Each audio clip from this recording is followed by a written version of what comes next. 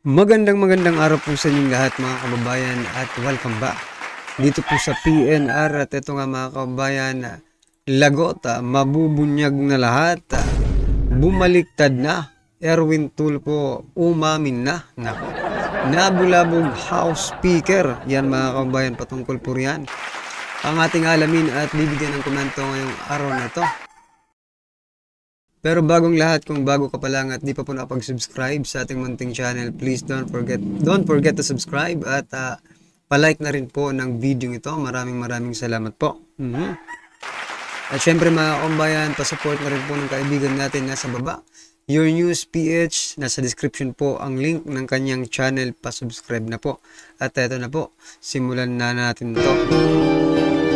Sawa na ang bayan ko sa magnanakaw na tao.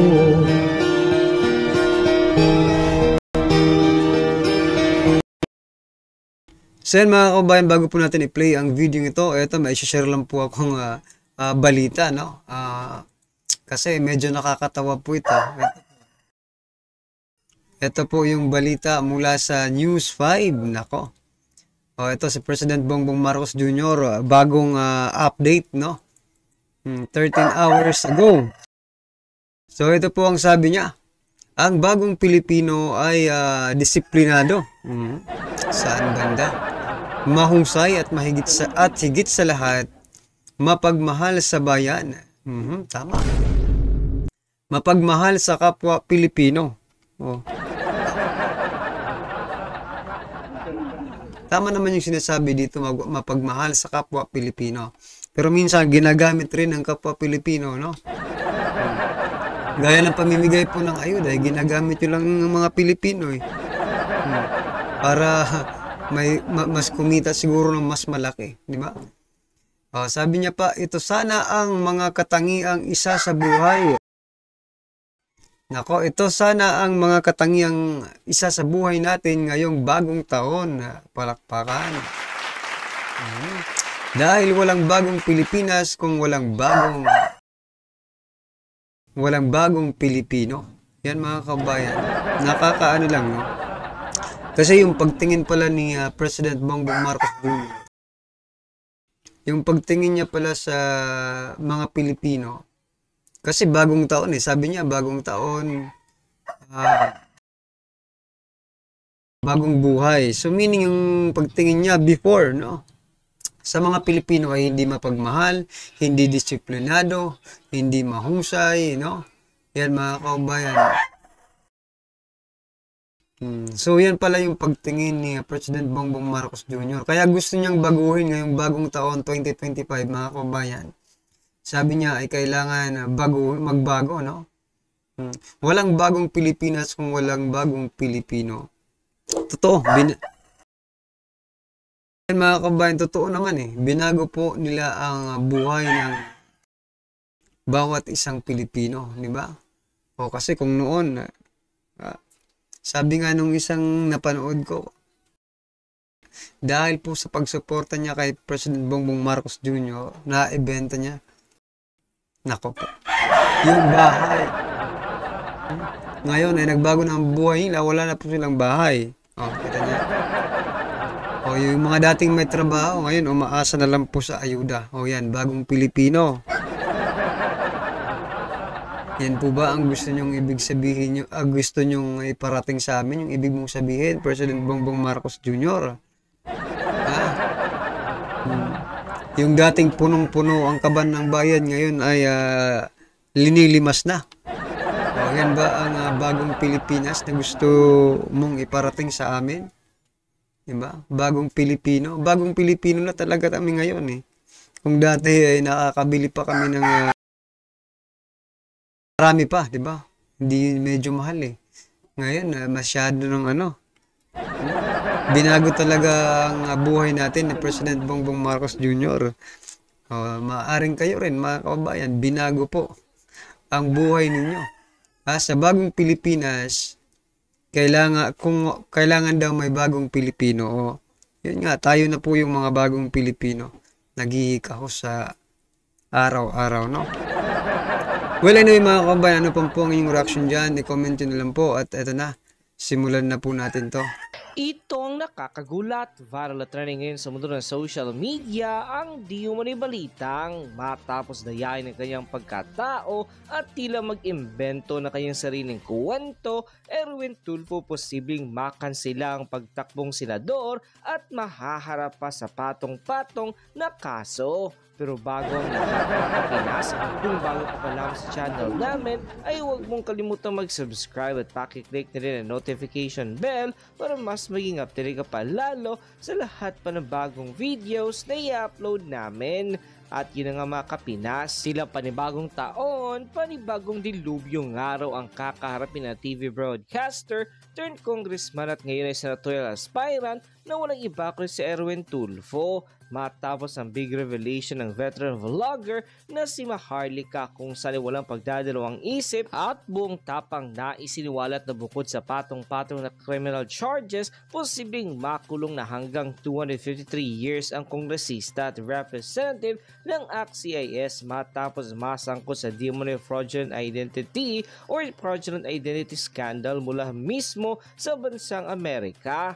Tiyak nga daw na iikot ang puwet ngayon ni Erwin Tulfo matapos ang samot-saring ebidensyang nakalap ng tila mag-imbento ito ng kanyang sariling pagkatao at di mo na yung mameke ng mga pasaporte. Banat pa di mo ni Maharlika ay posible anumang oras ay habulin ng Estados Unidos si Erwin Tulfo matapos mapatunay na tila hindi lehitimo ang kanyang registered birth name sa Hawaii kung saan ay pinakilala nito na doon daw siya ipinanganak. Ngunit nang ilabas mismo ng Commission on Appointment ang totoong legality ng pagkatao ni Erwin Tulfo ay natuklasan at sa Tacloban City, Leyte pala pinanganak ito at ito'y hindi natural American. Nako, mga kabayan, kaya pala magsing ano niya, no? I'm not saying lahat ng Tacloban ganito, mga kabayan. But I'm trying to point out yung mga politiko, no? Parehas pala ng ugali ng tambay itong si ano eh. Kaya pala palaging magkasama, no?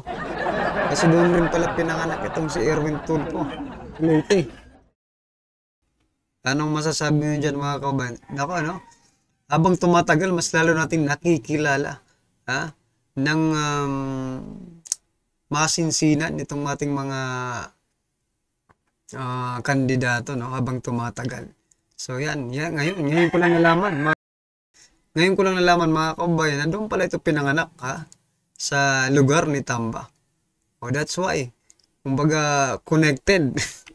Connected po ang dalawang ito. Nako talaga. American citizen. Ang nakakagulat pa daw di mo dito ay tila may ebidensya ding ilalabas di mo ng embahada ng Amerika at para mapatunayan ng nagsisinungaling at nag-iimbento ng kanyang pagkatao si Erwin Tulfo na siyang tiniyak naman ni Maharlika na may kalalagyan nito. Lalo't hindi biro ang ginawa nitong pangloloko hindi lamang sa bansang Amerika kundi sa kanyang sariling pagkatao. Matapos nga lumabas sa balitang ito ay umani agad na samot-sari comment at reaksyon mula sa marami sa ating mga kababayan at marami nga sa kanila ngayon ang hindi napigilan kanilang sarili na maglabas. So yan, dyan po sa mga tuwadcom, no, mga kababayan, maybe kailangan nyo pong imbestigahan si Erwin Tulfo para marami kayong malaman, no? At magawang batas patungkol po sa pagpamimeke ng ng birth certificate, no? Na mga papeles, kung ano man yang piniki nila, no? At pati na rin po sa pagsisinungaling about sa kanilang pagkatao. O, di ba? O, the same po ito doon sa kaso ni Alice Go, mga kababayan. Yung kaso po ni Alice Go, binigyan po ng oras, pansin ng Senado. Sana naman po itong kaso ngayon ni Representative Erwin Tulfo ay bigyan nyo rin ng oras.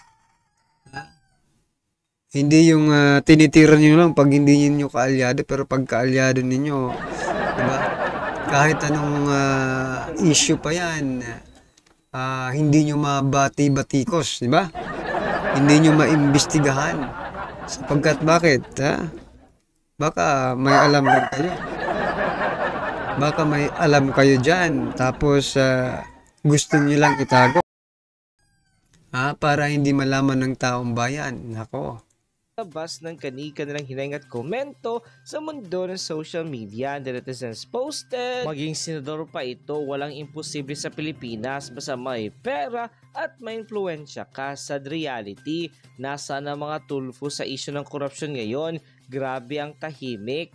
Dapat lang pagbayaran ng mga kasinungalingan, kaya huwag kayong manghusga sa kapwa, lalo ba kung walang ginagawa ng masama ang iyong pinagpagbintangan. Kaya pala naging US citizen si Erwin Tulfo, bearing the name Erich Sylvester Tulfo, dahil sa natural born citizen siya sa United States of America, pero ang totoo hindi siya doon ipinanganak kundi sa Pilipinas as Erwin Tulfo. He has 2 names pala, dapat malaman ito ng mamamayan para hindi na iboto.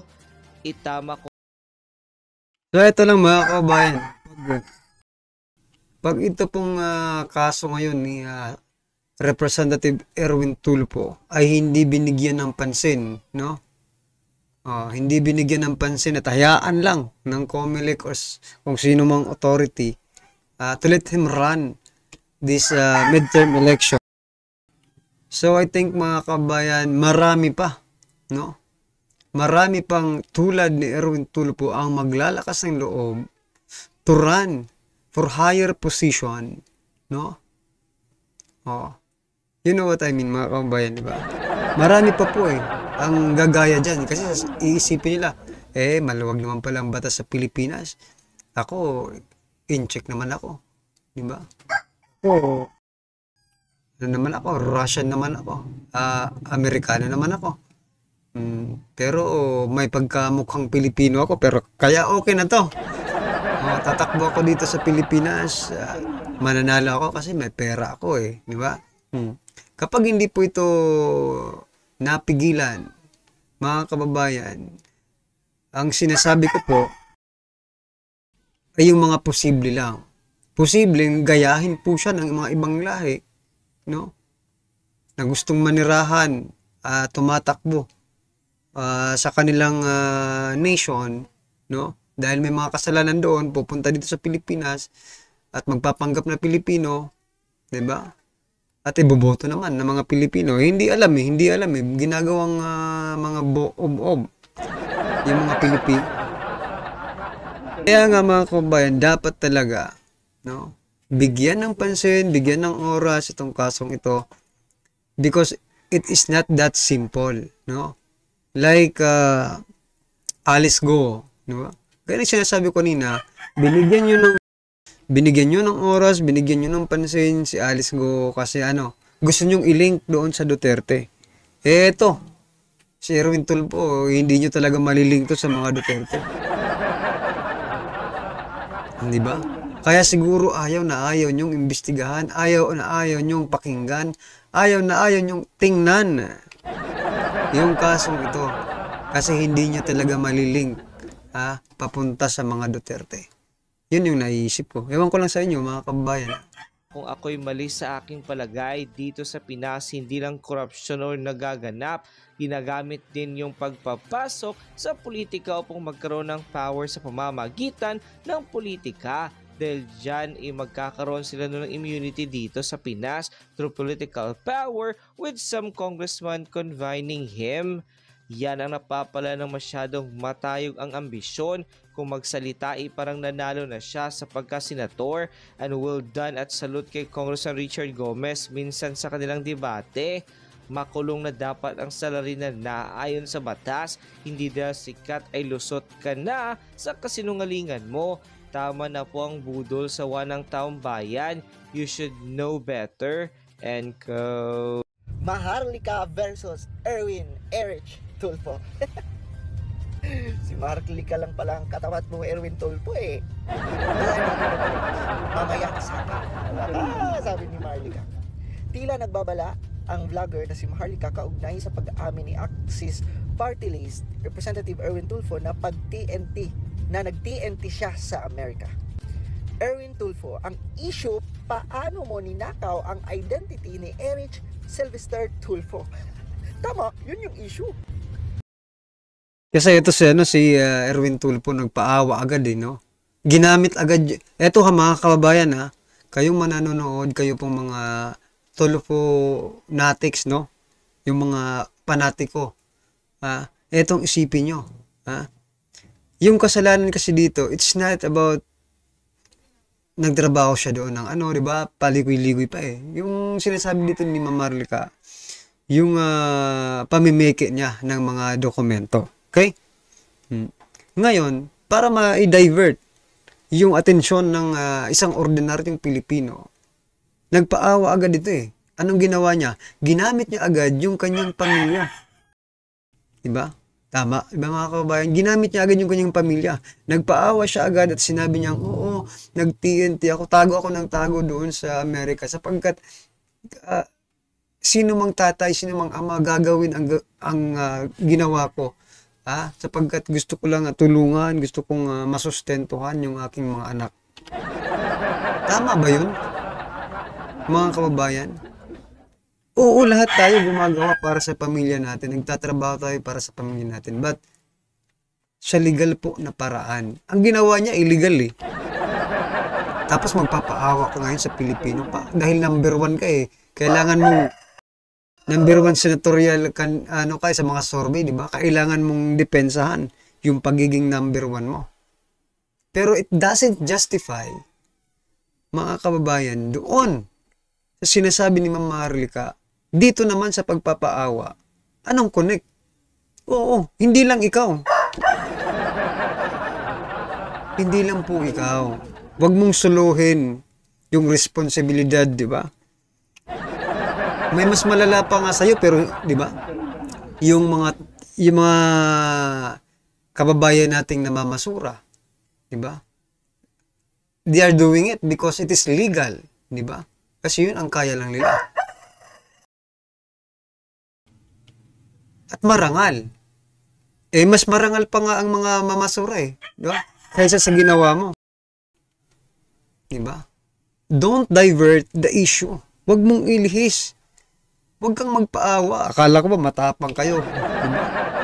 Diba? Nagpapaawa kayo sa Pilipino, that's why, no? Ginagamit mo ang pamilya mo para manalo ka. Ngayon, mawala ang isyong ito sa isipan ng mga Pilipino. Nagpapaawa ka po. Sa totoo lang, di ba? Wag po, ganyan po kasi ang concept, no? Ng mainstream media. Pag galing ka po sa mainstream media, no? Ganyan po ang concept. Whatever the issue, no? Kailangan mong manatiling malinis. Ganun Ganun talaga Okay? Sa mga mainstream media, 'di ba? Tingnan niyo yung mga artista, 'di ba? May mga issue sila, but still, no? Pinapakita pa rin nilang malinis sila, wala silang kasalanan, 'di ba? Ganon. Yun po ang ginagawa niya, no? Nagpapaawa effect sa ating mga kababayan. Sana lang wala nang mabudol. Yun lang ang ko, no? Huwag na po kayong magpadala sa mga drama-dramang ito, Diyos ko po. Baka ang katumbas ng dramang ito ay 1 bilyon. Pagdating ng panahon, pag nanalo po sila. Like what Senator Raffy Tulfo did, diba? We're not saying that it is confirmed. Pero natigil Natigil po yung investigation sa Lotto. That's why, mga Pilipino, doubtful, diba? Nagdududa dito kaya Senator Erwin Tulfo. Yan ang ibig kong sabihin, mga kabayan. Maybe someday, not today, someday, no? Pag nanalo po ito, pag nagpabudol ka, ikaw nanonood ngayon, no?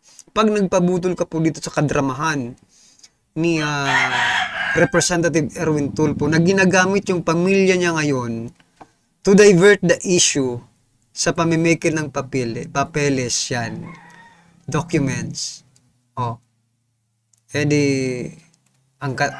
Yan kaya man, nasasabi kong baka ang dramang ito ay ang katumbas ay 1 bilyon pagdating ng araw. Diba? Yan mga kabayan. Well, anyway, ano po ang inyong reaction, opinion patungkol po sa video ito, i-comment lang po sa baba. Para at least alam po ng ating mga kabayan ang inyong opinion. Maraming salamat po. Don't forget to like and subscribe sa ating munting channel mga kababayan, at dito na rin po sa kaibigan natin nasa baba, Your News PH. Yan, nasa description po ang kanyang link ng channel niya. Pa-subscribe na rin po. Maraming salamat mga kababayan. Sawa na ang bayan ko sa magnanakaw na tao.